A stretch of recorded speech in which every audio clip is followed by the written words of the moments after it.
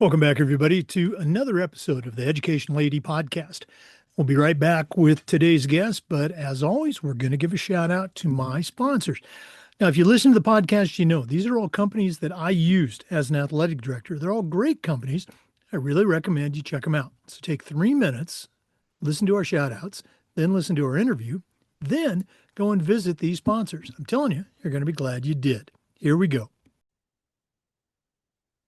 We want to say thanks to Sideline Interactive indoor score tables and video boards. Go to their website and you can schedule a live web demo to see their products in action. Probably one of the best purchases I ever made was our Sideline Interactive indoor score table. Go to sidelineinteractive.com. Check out their great products today. We also want to thank our friends at Huddle. As a football coach, I used Huddle for years. But when I became an athletic director, I made sure that our school was a Huddle school. And our coaches just loved the tools that Huddle provided. Student athletes love the videos. Our parents love the streaming, but there is a lot more. Go to huddle.com, join the 8 million users, and turn your school into a Huddle school. We also want to thank our friends at Snap Mobile, particularly Snap Raise. Have you ever spent weeks and weeks with a fundraiser and been disappointed in the results? Well, those days are gone. Go to snapraise.com. We used it at our school with tremendous success, and you're going to love it too. Check out all their other great platforms. But if you're looking for a fundraiser, you just found it, and it's Snap Raise. We'd also like to say thanks to Home Campus. Home Campus is the official high school sports platform for a number of states, thousands of athletic directors. And even if your state uses a different platform, you can be a home campus school. I'm telling you, their athletic eligibility and clearance platform alone is a game changer. Go to homecampus.com to find out all the great things they can do for you. We also want to thank Gipper. Go to Gipper.com and let their team turn you into a social media marketing guru. Maybe it's a small social media post to celebrate a victory, or it could be an entire newsletter to showcase all the great things your athletic department is doing in the community. The team at Gipper is going to have you up and running in no time. Go to Gipper.com for more information. We also want to say thanks to our friends at Vital Signs Wall of Fame. If you're looking for a really cool way to display your school record board for all the teams, for all their different events, or show off your school's Hall of Fame, go to Vital Signs Wall of Fame and take a look at their interactive touchscreen video consoles. You put one of their units in your gym lobby or your main school hallway, it's going to be like a magnet for kids, for coaches. How about sponsors? Go to vitalsignswalloffame.com. You're going to be glad you did. We also want to thank Ohio University and their online masters in athletic administration. My assistant athletic director, along with thousands of others, got his master's through the Ohio program, and it was a great experience. Another neat thing is while you're completing your master's degree, you're also completing 11 NIAAA leadership training courses at no extra charge. Check out Ohio University and their online masters in athletic administration. We want to say thanks to our good friends at Hometown. Hometown is literally changing the game for schools and organizations with their solutions that include things like, well, big surprise, digital ticketing. But how about athletic website construction, fee-free fundraising, and a whole lot more? Whether you're an athletic director, a principal, even a head coach, Hometown will help you save time, raise more money, and bring your community together. That's hometown.com. And we want to thank our good friends at Athletic Surveys by LifeTrack. At my school, we use surveys for everything, for student athletes, for kids, even teachers and parents. And here's the cool thing. The information that would come back on these surveys, almost always over the top positive. I'm talking 98%. But we also got to hear from those squeaky wheel parents that we were already hearing from, address their concerns and keep them from turning into something big.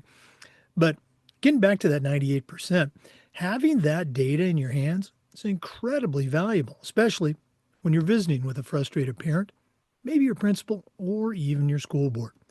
Go to athleticsurveys.com. They're going to create a custom survey that lets you take the pulse of everybody in your program. That's athleticsurveys.com. And don't forget to mention the podcast. Welcome back, everybody, to another episode of the Educational AD Podcast. I got to tell you, this is a real treat for me. Our guest today is Alex Molden. Alex has an incredible career in athletics as a player, as a professional football player, as a graduate, as a Hall of Fame member of the mighty Oregon Ducks. Everybody who knows Jake knows he's a big Duck fan. He's also got a great, I'm going to call it a chapter 3 going in his life as a speaker, as a coach, and as a best-selling author. We're going to talk about all of those things and more. But Alex Molden, welcome to the Educational AD Podcast. Jake, thanks a bunch for having me. When I'm able to do podcasts with people, especially fellow Ducks, I'm all in. So thank you very much for having me. Well, full disclosure, I'm a Duck fan. The Oregon football staff was not interested in me for my athletic abilities, and good for them. That shows their wisdom. But anyway, we're going to talk about all things Duck and beyond. Let's go and jump right in. Now, we always like to let our listeners have a chance to get to know our guests. So, for this first segment, where were you born? Where'd you grow up? Let's go up through maybe your high school career. I want to save the Ducks for segment 2, but what's the Alex Molden origin story? Oh man. Well, my origin story is I'm an Army brat. My dad was a drill sergeant in the U.S. Army, and I had a lot of discipline in my life. And I didn't really play organized sports. Me and my twin brother, when we were stationed in different places, we would be we would just play. We would play outside. We would play baseball, basketball, football, all these different things just to be outside and active. And I didn't know how to play football. My dad never played it, never watched it. We never watched it. So, when it came time to uh, and you understand when you're outside, when you're playing around with the fellas in the neighborhood and whatnot, there's always going to be picking teams. Oh, yeah. Well, I was not the first round draft pick. I was towards the back end because I didn't know how to play. I didn't know the rules. I didn't know who, all these guys that they were saying that they were going to be, right? Hey, I'm Lynn Swan. I'm Walter Payton. I'm Lawrence Taylor. I was like, who the hell are these people? Right. And so, and it was frustrating because I didn't, like I said, we didn't watch it. But I remember this one time after, being picked last, I didn't know what I was doing. I didn't know what an out route was. I didn't know how to run a post, you know. So I asked my dad, I said, Dad, can you teach me? How can I find out about this football? And, at the time I was like in third or fourth grade. Right. And so my dad said, look, I don't understand this game, but hey, we have a set of encyclopedias.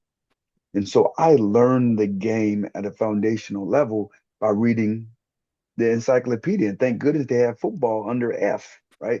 So, from that, learning it at a foundational level and then just highly disciplined. But more importantly, I was very competitive. And so I love to compete. And so my first time playing organized football was in eighth grade. So eighth grade, went to the boys club, you know, we lost every game, but I had so much fun. I had so much fun. And then, parlay that into high school where I went to in Sierra High School, which is in Colorado Springs. We got stationed there back in 83. And I love to to learn. I knew that I was behind the eight ball in terms of knowledge. So I needed to watch the guys in front of me. And that's one of the biggest things that, when I speak on stages or whatnot, you can gain so much knowledge by watching other people who have more of that knowledge and more of that experience because you can learn, right? I knew for me to get better, I needed to learn from listening and watching the coaches, but also my peers. And Right. so parlayed that to learning the game. I just love hearing the stories, and I love your point about learning the game at a foundational level. Now, you mentioned your brother, you mentioned you were competitive. Were you guys, knocking heads growing up, or did you have each other's back all the time? What are your memories of that time? Oh no, we was very competitive. I had his back all the time, and I'm a even though we're twins, we're fraternal, so I was a lot bigger, and so with that, I just like he was putting together anything. When Radio Shack was a thing, he would go there and buy stuff and anything electronics. Man, he wanted to put that stuff together, and I was like, man, I'm not very good at that. I don't we didn't compete in that realm, but Right. anytime we did anything sports wise, basketball, any of that type of stuff, like, I think that was that fire that was lit. Now, I'm pretty sure you were probably a multi-sport athlete in high school. Did you ever have a coach come up to you in high school and say, "Alex, you got to forget about, whatever, football. You should be playing basketball or you should be running track year round." Was that a thing for you? That wasn't a thing. And, honestly, I had a coach who came up to me I mean, I played basketball, I ran track. I ran track because of a girl, you know what I'm saying? But I was a three-sport athlete. And I just remember talking with, he was my DB coach and, love him to death. But when I opened up and told him some of my goals, that I wanted to achieve, and it was right before my junior year, I said, Coach, I want to be an All-American. I want to get a scholarship. I want to get a D1 scholarship to a major school. And he was like, Alex, man, I think you're going pretty far with this whole, college thing and being an All-American. I mean, I don't think it's going to happen. So don't shoot too high, man. And so that just kind of like, well, not everybody's going to have the same belief in my goals because they don't necessarily see the work that I put in. I wasn't that guy that told everybody, hey, I'm gonna go lift every day, or I'm gonna go do wind sprints and I'm gonna get faster. I just did it. And so I didn't hold it against them. It was just it under I understood that not everybody's gonna have Sure. um the same feeling or the same vision as I have for myself. So, and that's totally fine, but um, yeah, I had coaches that they supported me with everything, any and everything that I wanted to do. There was no like, hey, you got to play this sport or you got to play this sport. Yeah. Well, I think we know that the multi-sport experience actually it makes you better at your best sport or your favorite sport. There's value in that, direct and indirect. You're not doing the same repetitive actions and all those things. That's a whole different podcast. Um, in our next segment, we're going to dive deep into your college career. You're in Colorado Springs. How'd you end up in Oregon? What was the pitch? What are your memories of that time? Oh man, so the pitch was, and this was when Colorado they just came off a national championship in Oh yeah. 1990. Mhm. So and I went there almost all their games. I went to different clinics. I became very, very familiar with the staff. And I really did. I was like, man, I see myself going here. The only hiccup was they was in the Big Eight. And the Big Eight, man, they ran the ball. That wasn't a place where you go to defend the pass. And I wanted to go to a place that, they're going to throw the ball 30, 40 times a game. And I knew in the Big Eight that wasn't their style. So, early on, it was like it was off my list. I was thinking I was going to go to an SEC school or a Pac-10 school because, they had the pro style of Right. attack. And it was USC. Oregon was in the mix a little bit. Tennessee was like one of the biggest ones. But it all comes down to relationships, which is something that I teach, that I coach on, that I speak on. It's in my book, but it's about relationships. It's such an influencer. And so I had a relationship with the recruiting coach who he coached offensive linemen, but he had my area, Coach Neil Zambukos of Oregon. And he he was so consistent, and he never talked bad about any other schools that were recruiting me. When he approached me, it was always, "Hey, Alex, how are you doing? How's your mom doing? How's your brother doing?"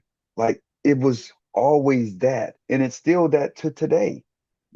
30 years later, it's still that same order. How are you doing? How your mom's doing? How your brother doing? Right. And so it was just, he was so authentic. He was so um, all about University of Oregon, where other coaches and recruiters, they want to throw dirt on each other. And that left a bad taste in my mouth. And that's what happened is when Tennessee found out that Oregon was in the mix. And then when CU found out that Tennessee was in the mix, it became throwing dirt on each other. And when they really should just focus on what they have. Right. And that was like the biggest thing for me. And then taking a visit to U of O, I had a ton of fun. It was building a brand new facility Mm-hmm. with the weight room and whatnot, which was going to be the biggest in the Pac-10. And so it was perfect timing. They're building a facility. They're in the Pac-10. At the time, they were at the bottom of the Pac-10 in Right. terms of like wins and bowl games and whatnot. But I just really saw myself, developing there and learning how to be not just a better football player, but a better Alex. Mm. Well, I love it. I love hearing those stories about positive recruiting. You're so right. Okay. Let's go and take a quick break. But we are going to come back with more. Our guest today is Alex Molden. He's, had a tremendous athletic career, but now he's a speaker, he's an author. We're going to hear all about that and more. This is the Educational AD Podcast.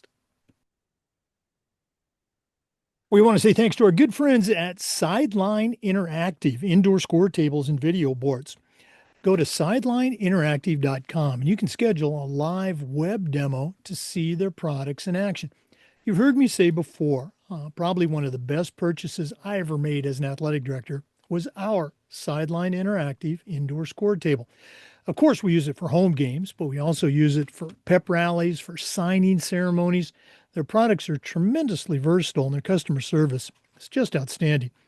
Go to sidelineinteractive.com. Don't forget to mention the podcast.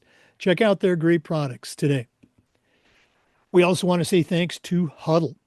As a football coach, I used Huddle for years, but when I became an athletic director, I made sure that our school was a Huddle school, and our coaches, all of our coaches, just loved the tools that Huddle provided.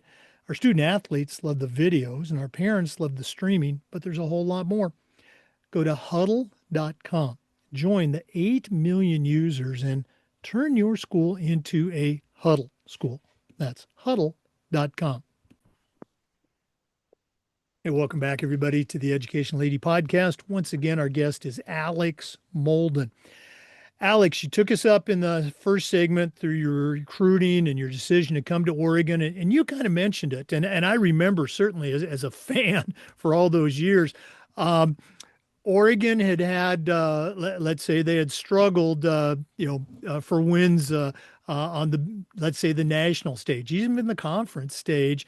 But they were starting to turn the corner. They were starting to get more competitive.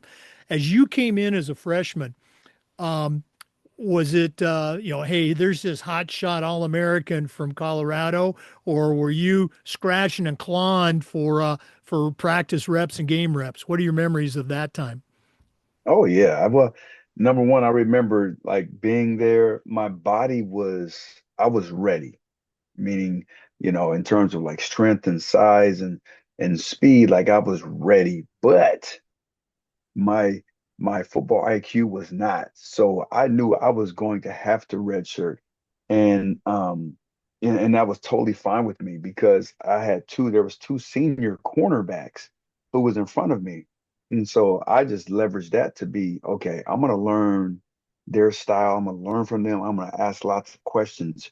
And so I did that, and knowing that the next year, it will put me in a better place to come in there and just start to learn the game, learn it at a quicker rate, and get some football IQ.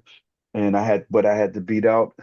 He was a JC transfer, um, who was going to be a senior, and so I would have to beat him out in the spring, following my true freshman year.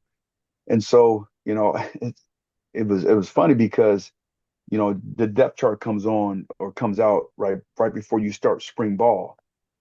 Well, I'm thinking because I was a blue chip, that I was this guy who came in and I redshirted that, I would be higher up. I was fourth string. I was fourth string cornerback, and I was in my feelings for about a full day, and then I was okay. What do I need to do? And I asked myself this: what do I think I need to do to beat these guys out in front of me? Of course, you got to learn the playbook and know the playbook. But I said I'm going to be aggressive, meaning like I'm going to be in a receiver's face. A lot of the other guys were bumping or was off coverage. I'm going to get in their receiver's face. I'm going to be bump and run. And when there was a run, and I wasn't soft, I was coming up hitting. And so that was one way how to catch the coach's attention is to be aggressive, to be uh, always competitive.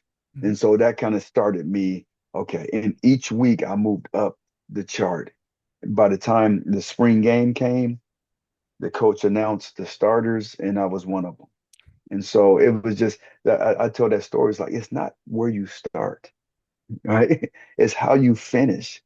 And a lot of folks get stuck because they're labeled this or they're fourth string or whatever, and they don't think that they can work their way up because there's guys who are older or they're prettier or whatever. Mhm. But it's like, man, hard work can move mountains. Well, you covered just a number of foundational principles there. I mean, number one, you saw your name on the depth chart, and I think you might have used this phrase. It hurt my feelings for a day, but then you didn't stay there. And I think so many kids because their parents allow them to, their feelings stay hurt for 2 days, a week, a month, and then they never even get to the second phase, which you talked about. Okay, what do I got to do to show these coaches that I'm going to play? And yeah, as a former receiver and as a coach, I tell you, receivers hate that. Get physical contact. Get off me. You're holding me. That's right. That's But it. coaches, they love that. They would love to see that physicality. Just so great. So now you're a redshirt freshman. You're playing. You're in the starting lineup. Let's just talk about that first year. At that point, was the confidence there? Hey, I know I can do this. I deserve this. I've earned it. All that in a good way, not in a cocky way. Or was that still that every day you felt you had to prove yourself to those coaches and your teammates? No, I think once we had our first game and to come out the tunnel and just the fans and all stuff, like this is big time football. I was excited. In the first game, I had my first interception. And so of course, I just turned 18. I'm thinking, man, this is the best thing ever. I'm gonna light the world on fire. You know what I'm saying? But it gave me confidence. And along with the teammates, my teammates pouring into me, telling me that I'm gonna be pretty good and I'm doing well. Um, but with that, I didn't know who I was really. It was one of the things that I thought that you had to be. When you play corner, you have to be a talker. And so I took on this character that really wasn't me. And sometimes when we're new to things, we try to be something that we're Right. not. Mhm. And I went through that, and that was just something that really stuck with me that my freshman year. But we had success. We went 6-5. We went to a bowl game, which is only at the time it was the second bowl game in 20 years that Oregon went to, and it was the Yeah. Independence Weed Mhm. Whacker. I think it was Weed Whacker Bowl. So Got to have those So we went sponsors. to Yeah. that. Yeah, yeah, right. I did that, and lo and behold, I got an interception to the house. I walked into the end zone, national TV. I'm balling. I get to yell, "Hey, hey, mom!" I did all that, right? 30 minutes later, something terrible happened to me where I tore my ACL, and it was based off of a chop block. So a cut block, which receivers, they can be able to do. They'll go at your knees to get you on the ground. But for the longest, I thought it was that receiver's fault. I blamed that receiver until I watched the film. When I watched the film, I saw where my eyes were, and my eyes were in the backfield where we were taught you read run or pass. If it's a pass, then you cover, right? If it's run, your eyes go back to the receiver, defeat the block because he can block you up higher, chop you down, Right. and then make the play. But remember, I'm 18. I'm bloodthirsty. I just got an interception to the house. I was on TV saying hi to mom. I want that every play now. And I skipped a step, and it hurt me both, from a physical standpoint, but also um, emotionally and whatnot, where you get you're on the mend for 9 to 10 months. But that was the best thing that ever happened to me. And I used to tell the story where in spite of tearing my ACL, my MCL, and severely stretching my PCL, in spite of that, I was a first round draft pick. I played 8 years in the NFL. But when I really rewound the tape and looked at it and looked at my life, I was like, hold on. It was because of that failure. That is because of that mistake that I was able to be drafted first round. And because of all the fruit that it brought me from this failure. You know what I'm saying? Like I got a chance to work one-on-one with the world-renowned strength and conditioning coach, Jimmy Radcliffe. Mhm. I didn't get that because of anything else because I tore my knee. I got a chance to work with him, and then I had to learn the game because I was delayed. I was hurt and I came back that next year, but I wasn't the same. So I had to watch film. I had to upscale my football IQ again. So, there's certain things that really stick with me during my time at U of O. But the biggest one was overcoming that setback and all the fruit that came from it. It didn't come, a couple of days afterward. It came years after, but I'm so thankful. And again, that's just another great lesson that I think is lost on too many people of this generation, kids, parents, and even coaches, is that we get better, we become our best through, perseverance and hardship and failure. And it's, coming back, those challenges. That's how we get better. Um, and since you brought it up, I'll go ahead and comment on it. Jimmy Radcliffe and I, we were college teammates at Pacific University. So, Let's go. I didn't know that. yeah. So, What? oh yeah. Yeah, you bet. Legendary strength and conditioning coach. Yeah. That's my Um, guy. all right, let's go back to Oregon. Okay, I'm going to throw 1994 home game against that school from Seattle. Okay. Um, I think Oregon fans, I think the vast majority, they remember that as the Kenny Wheaton's going to score. Kenny Wheaton's going to score. But if memory serves, I think it might have been in the second quarter. There was almost an Alex Molden's going to score on an interception. Am I right? You are correct. That was a great game. That was a beautiful day. We was facing Washington, who I believe they was ranked in the top 10, Yeah. and we were not. And we were supposed to lose that. We were supposed to get blown out. But I just remember like that week of practice, how we were all locked in, and we all was like we knew we could beat them. We knew we were going to beat them because it was started with the belief that we had. And yeah, so nobody talks about the first interception that That's happened right. in that game. And it was it came from a lot of film breakdown. And not too many people know about this, but you can manufacture interceptions. Like you can like come up with different schemes or whatnot. And on that particular play, they so what I noticed when watching film is whenever they get stuck, that quarterback, um, uh, Heward, I forgot his first name, but Heward, anytime he would get rattled or whatever, they would call a timeout. And especially if the ball was on their hash, they would come out of the timeout trying to get his rhythm back. And it was always some form of a short route towards the boundary of their sideline. And I would watch film, but I would also watch like the game tape, like regular people watch TV. I would watch that and I noticed that and I was like, if they get rattled and I'm on that sideline and they break the huddle and they line up like this, forget whatever or my coverage, I'm breaking on this. I'm breaking on this ball. And it's just so happened we was in cover three, which I had deep third, Hmm. and they lined up and I got all the information right. And what it was a three-step drop. Well, we know a three-step drop is going to be quick and short.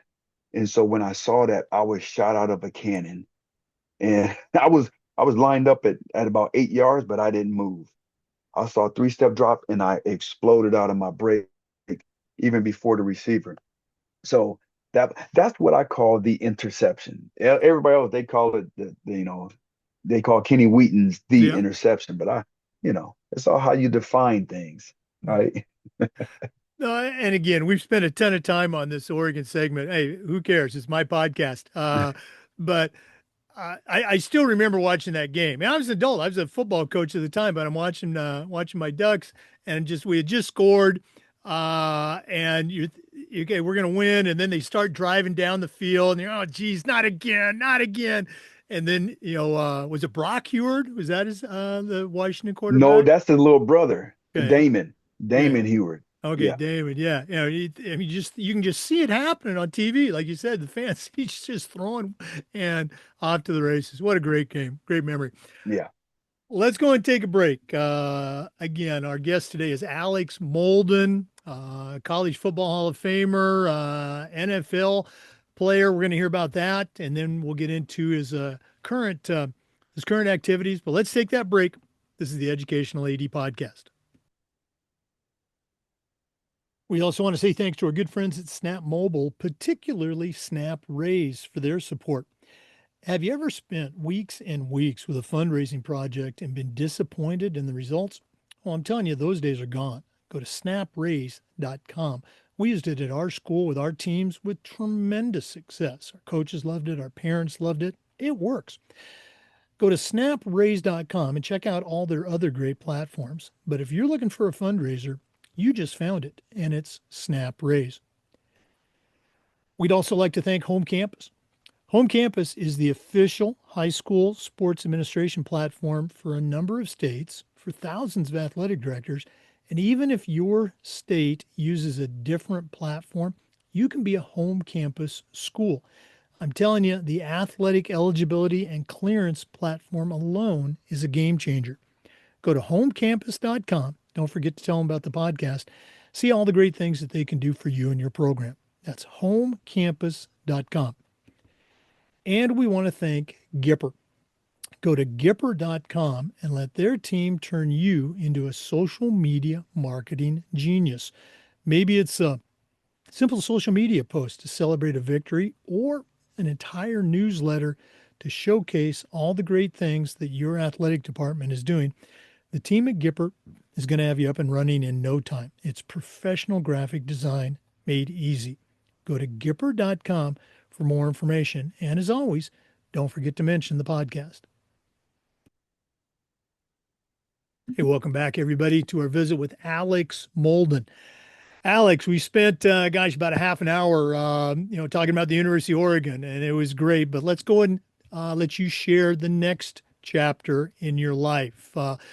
Were you thinking that senior year after the bowl game, did you have a particular team in mind? I'm sure they had been in touch with you. I'm trying to think. Was the combine? That was a thing back then. What were Yeah. your thoughts going into the draft?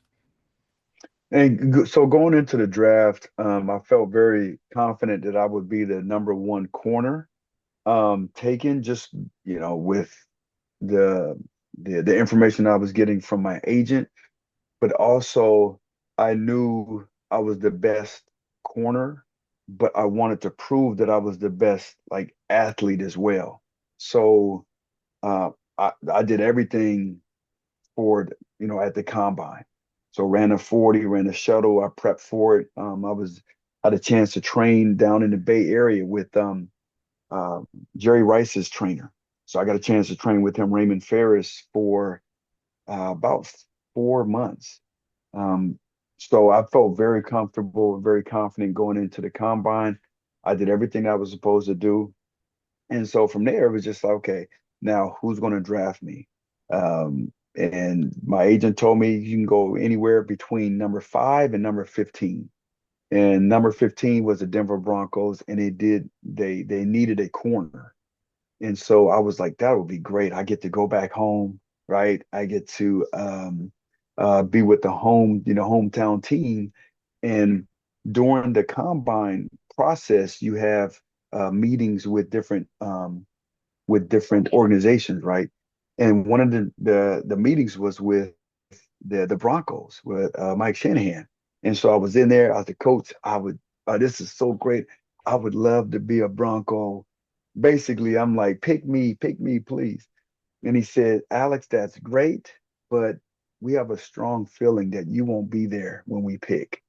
So I was like, oh, so he just gave me some intel, right? Um, I thought maybe Cincinnati, they had the number 12th pick. The Giants had the number fifth pick. Um, I never took a trip to the New Orleans Saints. I didn't interview with them at all.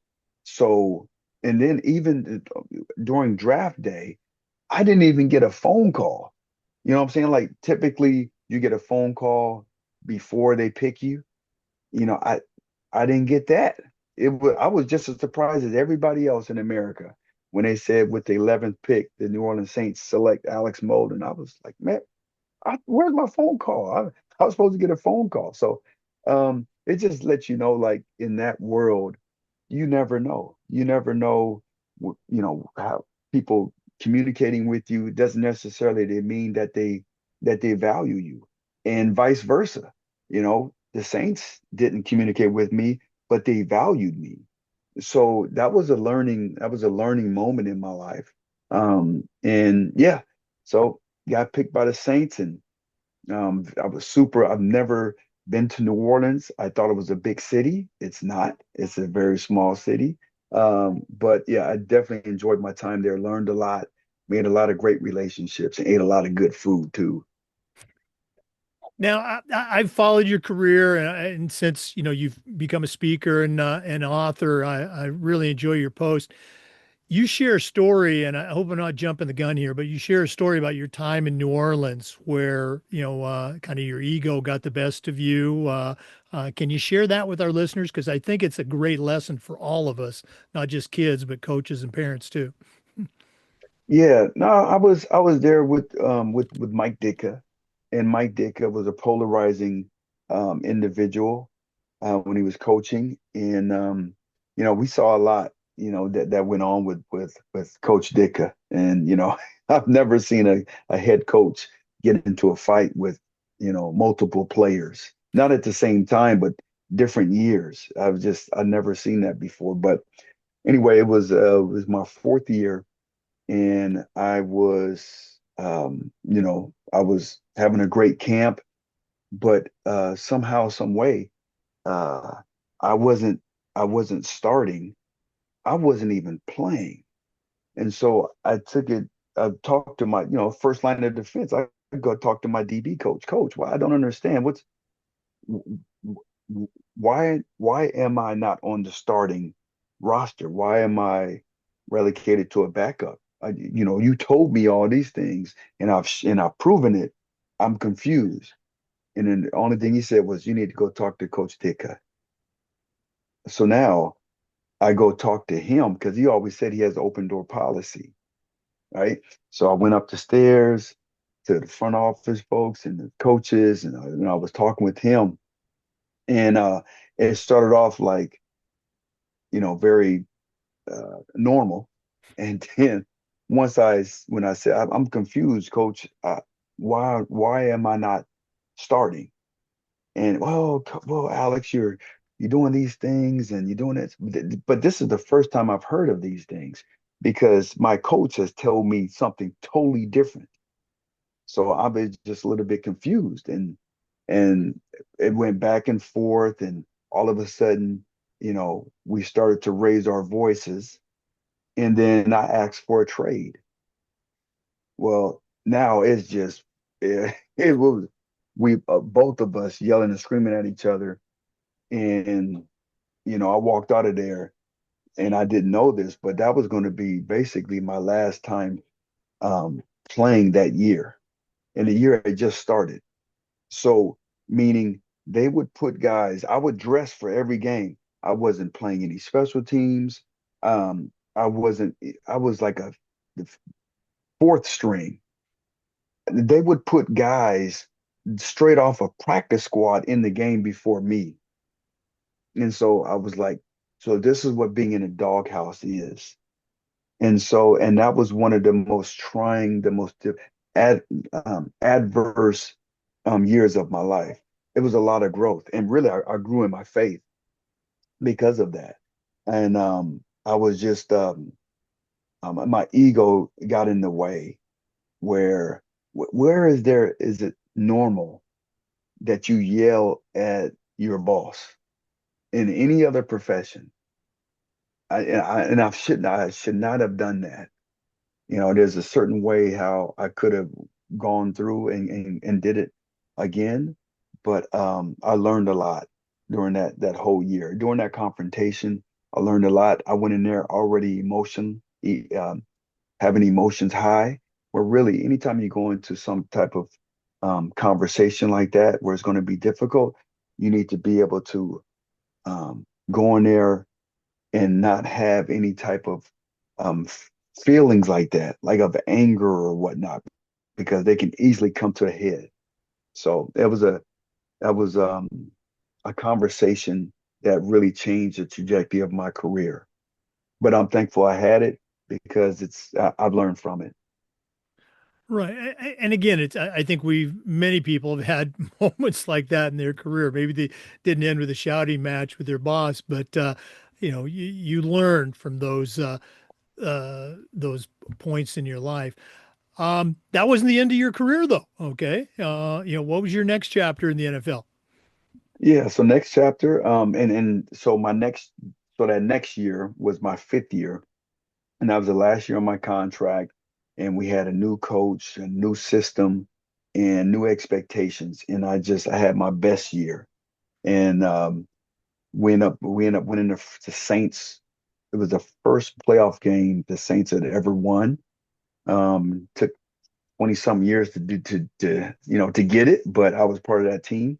But the next year I was a free agent. And the San Diego Chargers, back then, the San Diego Chargers, they was the first one that called me. And I was ecstatic. I've been to San Diego once and I loved it. My wife loved it. And it was pretty cool to get that phone call. And which, it's hard to say no to, a place like San Diego, especially when they're paying you a lot of money. So the Chargers was my next stop. Love that. Got a chance to play with some all pros, some future Hall of Famers, Junior Seau, LaDainian Tomlinson, Drew Brees, Rodney Harrison. Got to play with some dudes and learned uh, how to practice and how to do it consistently.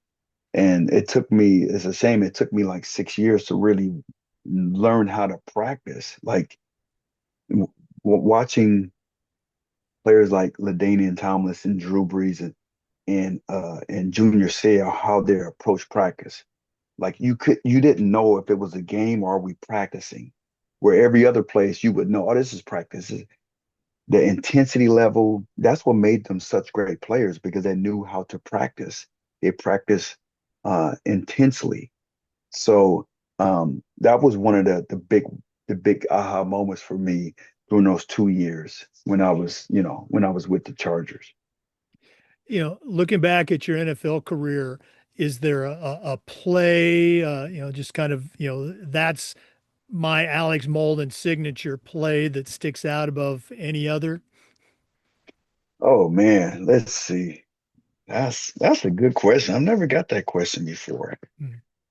I would say it was probably it was one particular game, and it was my seventh year, and which my last year with the Chargers. So earlier on that year in the draft, the Chargers selected Quentin Jammer with the fifth pick. He was a stud cornerback out of Texas.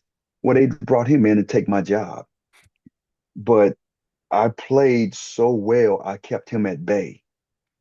But what happened was our other cornerback, Brian McNeil, who was an all-pro player, he led the league in interceptions the previous year. He just broke his arm. So he was out of the game. Well, I played left corner all my years at Oregon and all 7 years in the NFL. Well, I just thought that, okay, Quentin's going to play Ryan's spot because Ryan plays right corner. I play left. No, they said, hey, Alex, look, Quentin's played left corner, his 2 or 3 years at Texas, and he feels more comfortable. So we would like for you to move over and play right corner, and we're going to put the young guy at left corner. And I was like, man, what? Doesn't it go, it should be switched. But, I was like, hey, I've already been down this route with Mike Dick. I'm not going to do that. So I said, okay, I'll play right corner.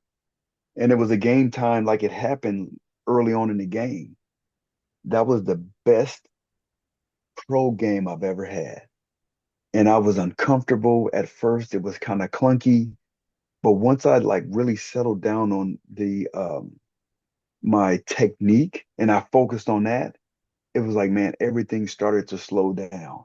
I could see the quarterback better. I could see, I had a sack. I think I had an interception, a couple of pass breakups, and we won. That was a super exciting game. Like you can go through adversity and it can be clunky, it can be awkward, but if you just settle down on the foundational principles that you're given, good things can happen. So I would say that whole game. Okay. Oh, I love it. I'm glad I could make you, bring that up from your memories. All right. Yeah. I got another question for you. We're going overtime, but I don't care. Um, was there a player, and I guess if you don't want to mention names, you don't have to, but was there a wide receiver that over your career in the NFL, that you could say, I own that guy. He never caught a ball against me, or I always held him under his average. Like I shut him down. Anybody come to mind? Have you ever thought about Oh that? man, I don't know about that. It's hard to shut down receivers in the NFL. It's really hard. Mhm. No, I really can't. I really can't like pinpoint Okay. like a guy that because they were so good. Right. Like No, hey, honestly, they were so good. okay. I would say like, you know what? One guy who I faced a couple of times who I had utmost respect, and I was like, man, this dude is a beast because of what he did in college. It was Rocket Ismail. Oh, okay. Rocket Yeah. Ismail, right, went to Notre Dame Hmm. and he came out and he went to Canada to play up there first for 5 years, 4 or 5 years, paid him buku money. Hmm. But then I can't remember if he came to Dallas and first and then he went to Carolina or vice versa. But I faced him in Carolina Hmm. and I had a lot of success against him, Uh, even though like he was really quick, but he was my size, and so it was and then the aura that he had, I was like, I'm gonna play my best game. Like I was ultra focused, and yeah, I had a lot of success against him now, in the did in you the play pro him ranks. physical, or were you giving him a 12-yard cushion? Okay. No, no, no, I played him physical. I was in his face. Yeah, I was there, no cushion, no cushion. All right. Well, if I get any messages from Rocket, I'll pass those on to you. Okay. Okay, do so. Yeah. Molden doesn't know what he's talking about. All right. We're going to go and take another break. I know that's shocking to our regular listeners, but we are coming back with more from our guest, Alex Molden. This is the Educational AD Podcast. We also want to say thank you to Vital Signs Wall of Fame. If you're looking for a really cool way to display your school record boards for all your teams, for all their different events, or show off your school's Hall of Fame, go to Vital Signs Wall of Fame and take a look at their interactive touch screen. That's right, touch screen video consoles. You put one of these units in your gym lobby or your main school hallway, it's going to be like a magnet for kids, for coaches. How about parents and sponsors? You got to see it to believe it.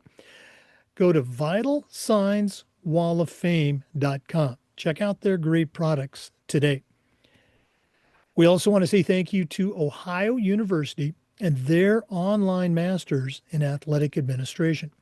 Now, I didn't get my master's through the Ohio program, but my assistant athletic director did, along with thousands of others, and it was a great experience. It's very affordable, just 20 months, totally online. And while you're earning your master's degree, you're also completing 11 NIAAA leadership training courses at no extra charge. Check out Ohio University and their online masters in athletic administration. And we want to thank our good friends at Hometown. Hometown is truly changing the game for schools and organizations with their suite of solutions that includes things like, well, digital ticketing, big surprise. They're still the number one digital ticketing provider for schools and colleges. But how about athletic website construction or fee-free fundraising? Whether you're an athletic director or a principal, go to hometown.com. They're going to show you how to save time, raise more money, and bring your entire community together. That's hometown.com. And as always, don't forget to mention the podcast. Hey, welcome back, everybody. Um, Alex, you've done such a great job. Thank you so much for sharing with our listeners about, your career growing up, college, and the NFL. But we're not done yet. You have really taken your experiences as an athlete, as a leader, and put them into a couple of different platforms that I'd love you to share with our listeners.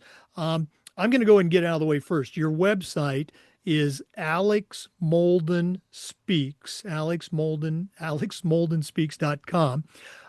You've got all of your resources there as a professional speaker, as a coach for individuals, for teams, for organizations, but you're also a very successful author. The Ultimate Playbook for Athletes, and then my favorite, or my current favorite that I'm reading, Breaking on the Ball of Life. So many great metaphors in there. I'm going to let you start. What can you share with our listeners so they can understand all the great resources available to them at alexmoldenspeaks.com? Well, thank you very much, Jake. So the first book that I wrote was the Ultimate Playbook for Athletes, and it's how to use and master influence beyond the game, right? And so there's so many athletes that because they're good, because of their abilities, which is an influencer, they have so much influence, right? But a lot of them they're not aware of it, or they don't use it to help themselves outside of their sport, right? Because like leadership is influence, right? Because there's a lot of people that have these different, when I ask people, what does leadership mean to you, or what is it? And they come up with a style, right? I always hear servant leadership, or this style. There's like 15 different styles of leadership. Well, really, it's like, okay, I didn't ask you about styles. I said, what is? And so when you break things down, it's like you can understand it at a granular level.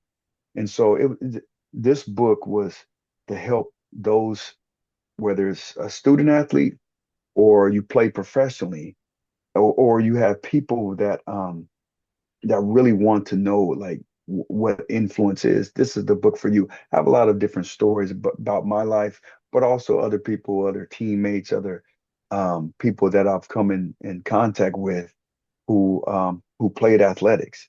And they're just like, how have they used their influence? Have they used it to help themselves and help others, or did they just, man, they missed different opportunities, um, to really help themselves out, to be the type of person or do what they want to do outside of their sport. So that was, I wrote that book to help the younger Alex because there was a point in time where that sport of football defined who I was. And um, like there was a time I retired from the NFL. It was about 2 years afterwards, and I was just trying to figure this whole life after ball. I mean, what do I do? And really, it's like, man, who do I want to be? That's the question I should have been asking myself. And what happened was I went on a job interview at a nonprofit. It was, I think it was like $45,000. It was, you know, it wasn't a whole bunch, but I was looking for purpose, and I thought I can get that purpose from doing something, helping out others. And I went to this nonprofit agency, and it was an entry level. And I went in there, and after about 20 minutes, the truth hit me, and it hit me hard. And I knew it was the truth because this lady she didn't know who I was outside of, she didn't know who I was. But she asked me different questions, and I did all my homework on the organization, who they serve, how they raise money, and all this stuff. But then it flipped when she started asking me questions about who I am, who I was, what did I stand for, what what what irked me, what was I passionate for, and I answered truthfully, and I didn't really know. And so she stopped the interview short, and she said, "Honey, sweetie, Alex, you're not going to get this job." And she said, "Let me give you some advice. Before you go on any more job interviews, you need to find out exactly who you are. Because right now, I'm asking you questions about who you are, and you keep coming up. All I hear is football. That's not who you are. That's what you did." And she got up, shook my hand, walked me out of that place, and I went to my car and I cried. I didn't cry, I wept. And that was a turning point in my life where it was something that um, I was ashamed of. I didn't know who I really was. And so this book is to help those individuals find out the power of influence and who they are. And I have something for athletes because they walk around and they have so much more to them, right? They've been through a lot of different experiences, coaching, teamwork, all this type of stuff that there's companies out there that value, but it's sometimes hard for us to see ourselves outside of that sport. And so that's who that book is for. Oh, well, thanks so much for sharing that story. And again, we've been, I've been saying this the entire interview. You just really hit on some truly foundational principles there. When we get into the toolbox in our next segment, knowing your why or having a why is, one of the most frequently mentioned tools for success. Um, in your other book, Breaking on the Ball Life, so many great lessons in that one. You talk about the three A's and a tremendous football analogy there. But can you share with our listeners what those three A's are and how they apply in the ball of life? Yeah, absolutely. It was something that I learned from the best coach that I ever had. His name was Willie Shaw, and it's assignment, alignment, and adjustment. So you need to play in a league. It wasn't because of my speed or my quickness or whatnot. It was because I was able to master these three things that he told me. He told me, my second year in the NFL, and I took that and it parlayed that till my last year. And only, I played 8 years. I would love to play more, but only 3% of NFL players play 8 or more years. It wasn't because of my speed and, like I said, my quickness. It's because these three things. So assignment, knowing your job, knowing your role, right? And most people look at that and okay, yes, my assignment. That's my playbook. I need to know my playbook. But what Willie said, you need to learn other people's jobs, their roles, their assignment, so you can hold them accountable and they can hold you accountable. And so when you're supposed to be in one place during one point of time or during the play, you can count on them. And so I never heard that before. It was all about knowing my job, my role, right?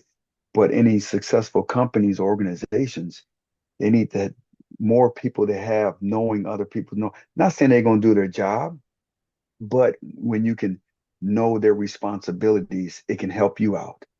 And they can help, you can help them out and they can help you out. So assignment. The second thing is alignment, making sure aligned correctly, right? In the NFL, you're beat before the ball is snapped if you're misaligned by 1 inch. You can Mhm. give you can give your competition an edge on you. That's something I never wanted to do. So being aligned, like what strategy, right, in business or in the corporate world or even in family, it's like what what are we going to hang our hats on? Is it going to be discipline? Is it going to be love? Is it going to be, our faith? What's the foundation? It's being aligned to that, whatever that is. So I just started implementing that from the field when I was stuck, right? After that conversation with that lady, I started taking those three principles and started applying it to my life. And then fruit came from it. So being aligned, knowing my assignment, my role. And then the third thing is adjusting, being able to adjust, know when to adjust. Sometimes we get stuck in relationships that we're too afraid to adjust. In some of those relationships, we don't choose. I didn't get to That's right. choose my parents. I didn't get to choose my brother or Mike Dick. I did not get to choose him. I need to be able to adjust the way I communicate sometimes, the relationship, the character. If you're able to, you can be able to adjust these different things instead of being stuck in this one way of thinking. So I took those things, those principles from the football field, and I applied it to my life, and I followed those things. Like in any when it's time to make tough decisions, it always comes down to me. How am I aligned? What's my assignment? And then am I willing to adjust, or do they need to adjust? So those are the three A's that I really have implemented in my life. Yeah, I love it. That's a podcast on its own right there. Um, one more thing from the book, because again, it's such a great resource. Breaking on the Ball of Life by Alex Molden. You talk about how we all can take our experiences, the victories as well as the setbacks, but reframe them to help us move forward, transforming those decisions into future opportunities, I think is how you phrased it. Um, how does that resonate with you? Why is that, such a useful tool? Well, it's like decision making is such, I mean, we make decisions, many of them every day. Some of them are small, some of them bigger. And it was just something that, what I've learned in leadership and what I've learned in life is like, even when you do make this, and in the book, I have these different stories of different famous people who have made decisions. And some of them have been bad. Some of them have been like terrible. And I talk about Michael Vick. I talk about um, Martha Stewart, right? So they make these decisions, and then all of a sudden they're going down this steep decline and whatnot. And it takes time to rebrand yourself, right? But all these people I talk about, they found their way up out of whatever darkness that there was.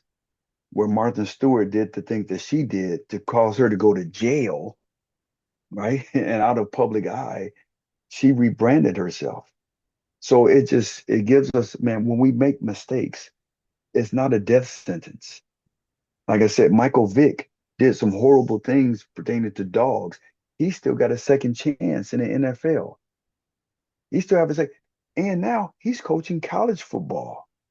So it's not saying that yes, he's on first when you do make mistakes, you got to own it. You can't bury it underneath the rug.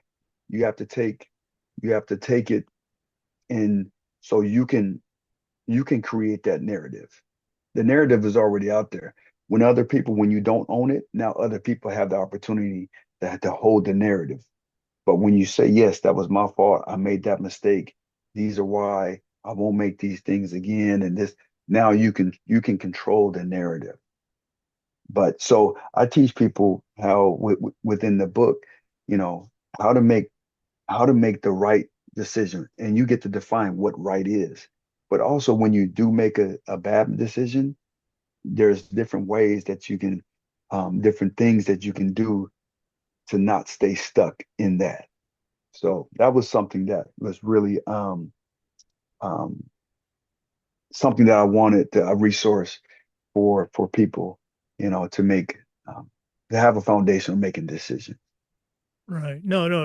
Again, great, great stuff. Um, I gave out the website, www.alexmoldenspeaks.com. The resources are there, how to sign up for coaching or speaker, also order the books, anything else that we're leaving out.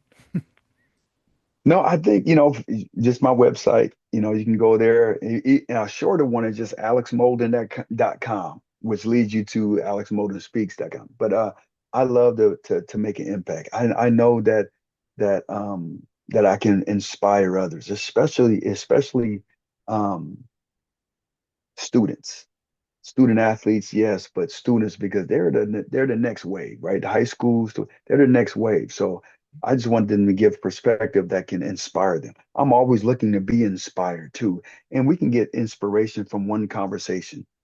I can get inspiration by watching somebody go through something, and then what it looks like on the other end of it. So, we're one conversation away from changing the trajectory of somebody's life. And so I would love to be that resource, for the different schools that are out there. And so my goal of the ultimate playbook for athletes is to have it in the hands of every student athlete in America. It's a big goal, but being on shows like this can help me reach that. So yeah. Well, again, listeners, check out the website, alexmolden.com, alexmoldenspeaks.com. Alex is also very active on LinkedIn. Uh, really take time and see all the tremendous resources that he has for you as a leader, you as an AD, but also for your coaches, your student athletes, and your program. Alex, this has just been such a treat for me, but we're not done yet.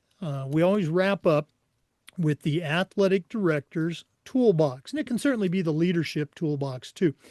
We're going to take our final break. We're going to hear from Athletic Surveys who sponsor this segment. When we come back, I'm going to challenge you to send out a brand new athletic director or a brand new leader on their very first job. But I'm only going to let you put 3 items in the toolbox. So let's take that break. And when we come back, we're going to see what Alex Molden puts in his new athletic director toolbox. We want to thank our good friends at Athletic Surveys for sponsoring the AD Toolbox segment. At my school, we use surveys for just about everything for our student athletes, for our coaches, for teachers, also used them for parents. And here's the cool thing the information that would come back was almost always over the top positive. I'm talking 98% approval. We still got to hear from those squeaky wheel parents, but the surveys allowed us to see their concerns, usually address them before they turned into something big. But having all of that positive data was incredibly valuable, especially when you're visiting with one of those frustrated parents, or maybe your principal, or how about even your school board. Go to athleticsurveys.com. They're going to create a custom survey that lets you take the pulse of everybody in your program. That's athleticsurveys.com. And as always, don't forget to mention the podcast. Well, it's that time of the podcast. I don't care about the other 689 guests we've had. This has certainly been my favorite interview since we started this. We've been visiting with Alex Molden. Um, just a tremendous, tremendous career, a life, if you will, in athletics. But right now, I'm going to challenge him to send out a brand new leader, a brand new AD on their first job, but I'm only going to let him put 3 items in the toolbox. So, Alex, what 3 tools are going to go into your new athletic director toolbox? All right. Well, 3 tools that so once I get cornered, okay, and I get put in a corner, I shouldn't say cornered, but I get asked questions and I typically go to a world where I had success in, and that was football. And so one of the things, or three things that gave me success was my ability to read, react, and relaunch. So read, that's the first tool. When you get into a role or a position, it is really good to understand like the culture that was there and the culture that you want to create. So I call that like reading the room, right?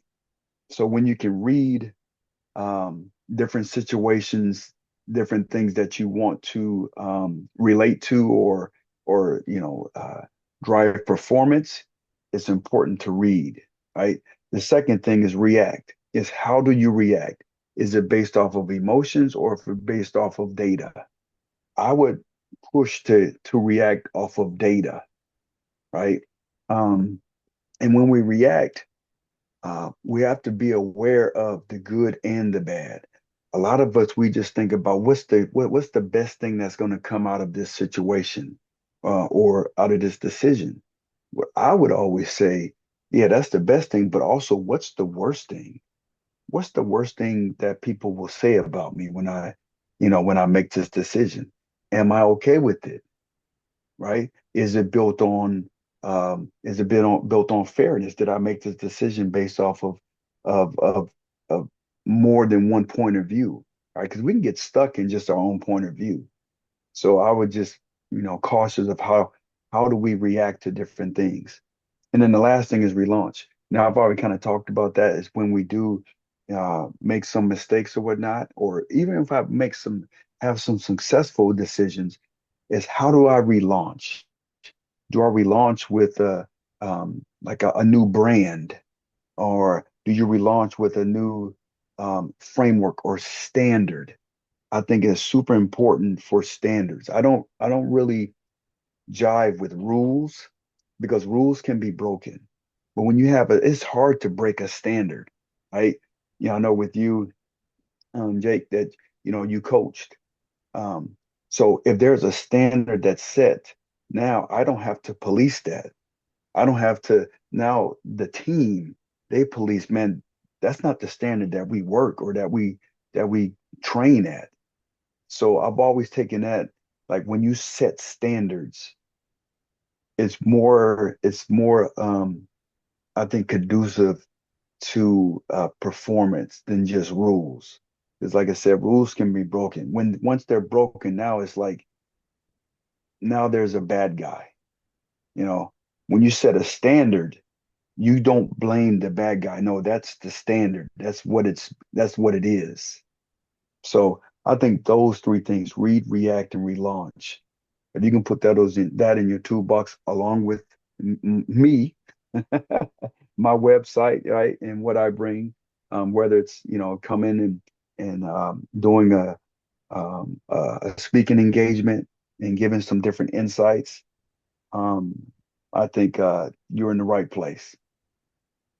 Well, you probably noticed me scribbling all those down. I love obviously the football metaphors, the read, react, relaunch. I also love your turn of phrase of setting the standard. You're just so it's so spot on. Everything. This has just been a great interview. And thanks also for throwing in that fourth tool. Again, for our listeners, alexmolden.com or alexmoldenspeaks.com. If you're looking for a speaker for your coaches, for your parents on a back to school night, for your student athletes, if you're looking for some in depth coaching from an organizational standpoint, if you're doing something for your state association, reach out to Alex Molden. I guarantee it's going to be one of your best programs ever. Alex, thanks again for spending all this time with me. I hope I didn't go too fanboy on you.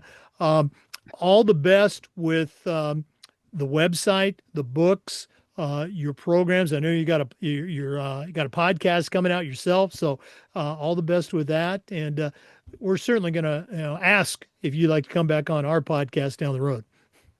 I would definitely love to do that again, man. I love chopping up with you, Jake. You have some great questions and great insights, and I know I can learn a lot from you. So definitely look forward to our next conversation, whether Oh, it's on guys. air or on the phone. So yeah.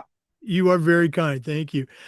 For our listeners, just a reminder that we upload the Zoom recordings of all of our interviews to the Educational AD Podcast YouTube channel.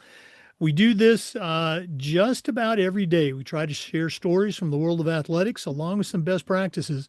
So please come back and join us again for the next episode of the Educational AD Podcast. We'll see you next time.